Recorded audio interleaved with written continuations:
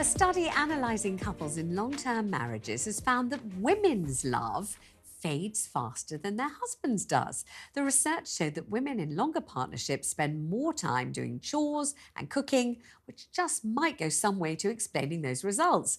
Joining us live is psychologist and relationship coach Jo Hemmings. Good to have you on board, Jo. Good to see you. Is this a surprise to you? I think many people think it is women who are sentimental. It is women who are very often the keepers of the romantic flame. It is women who stay in love forever and ever and ever and a day. And it is men who look elsewhere and are fickle and, don't stay romantically entwined as long as women do. But this shows a very different scenario.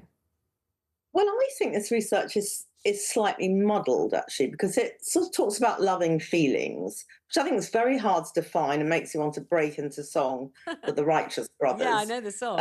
It's a slightly antiquated phrase. And then it talks about romantic love and excited love, right? So romantic love seems to be the thing that dwindles for women, which I understand if they're doing all the housework, all the chores, all the organisation. Well, the men, according to the study, are napping. I presume that means they're relaxing. They could be playing golf or watching sport or whatever it may be. But the biggest decline was in excited love. Now, I think they mean sex, but they don't say that. They just say excited love.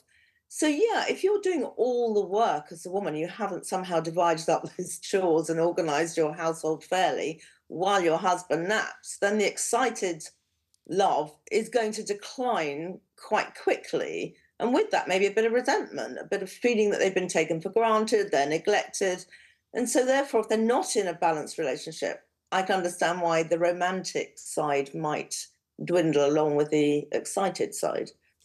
Do you think that this is somehow sounding rather antiquated? I think we kind of thought that this kind of the husband napping while the wife flutters about with the duster and doing the ironing and whatever else. I think we thought that had gone out of fashion in the late 60s, early 70s, didn't we? Yeah, it could have been written centuries ago, actually, but certainly could have been written 2 or 3 generations ago. I don't quite understand it. I don't quite understand the coy language it uses. It's very archaic, antiquated, as you say.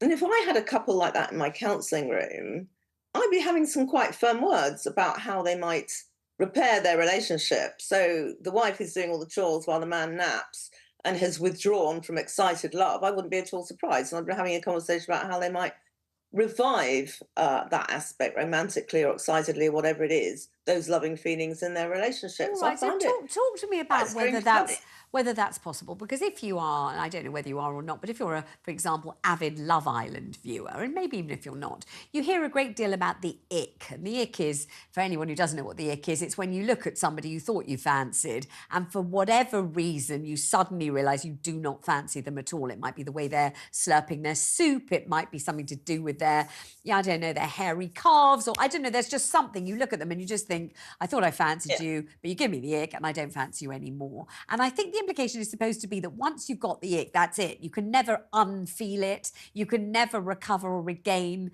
those feelings of attraction and erogenous excitement at the sight of that person. They've given you the ick. It's the end. Goodbye. But in a marriage, is it possible to recover, as you put it, or as the survey puts it, excited love feelings and to palpitate and throb with desire for somebody, that you have really gone off the boil with?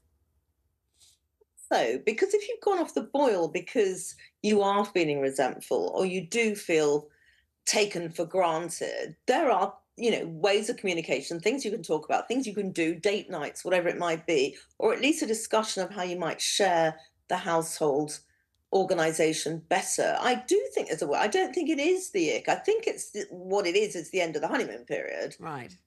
Which we all know. I think that old saying, if you put a penny in the jar for every time you have sex in the first year of your marriage, you'll never empty the jar if you take a penny out for every time you do it after that. So it's a bit like the honeymoon period is sort of, well, we all know that happens. But there are ways of keeping relationships alive. And these relationships described here sound very depressing. Men sleeping half the day while they're I imagine the wives vacuuming around them while they're lying on the sofa.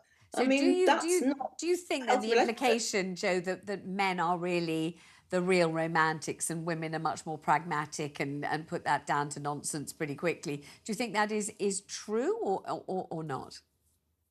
On a deep-seated level, they are. They certainly can be always be keener on excited love, without having to, whatever their mood is. Women are a bit less so; they tend to withdraw from that. But I think men deep-seatedly are romantic. Actually, probably in some ways, some men more romantic than women. But again, it's this confusing, archaic language like loving feelings. I mean, that's very different for different people.